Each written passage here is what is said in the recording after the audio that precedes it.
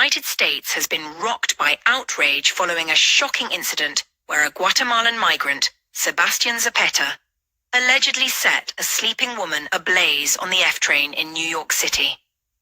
This horrific act took place on a Sunday morning, leaving the victim to perish before help could arrive. The incident has stirred significant public and political discourse, particularly due to the location. It occurred on the same subway line where the controversial Daniel Penny and Jordan Neely encounter transpired earlier in the year. Sebastian Zapeta, identified as a 25-year-old from Guatemala, was swiftly apprehended. And deadly attack on the subway. Police have a person of interest in custody after someone set a woman on fire on an F train, killing her. Police say the killer walked up to the victim and lit her clothes on fire. By the time officers got to the woman, she was fully engulfed in flame. This is one of several violent attacks in the subway system this weekend. One person was killed, another was injured in a stabbing incident on a 7 train during an apparent robbery gone bad in Woodside, Queens. And yesterday, 2 people shot on a subway platform in Sheepshead Bay, Brooklyn. The subway violence comes during a time authorities are trying to assure New Yorkers about the safety of mass transit ahead of congestion pricing next month and a probable fare hike this summer. Here's Eyewitness News reporter Sonia Rincon. The NYPD tonight is calling cameras now in every subway car a game changer.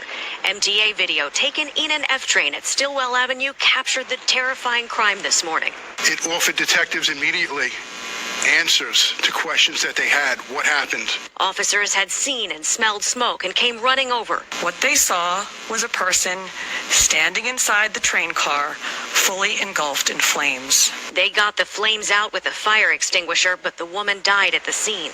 The video also offered clear pictures of the man who had used a lighter to set fire to her clothes while she may have been sleeping and stayed and watched.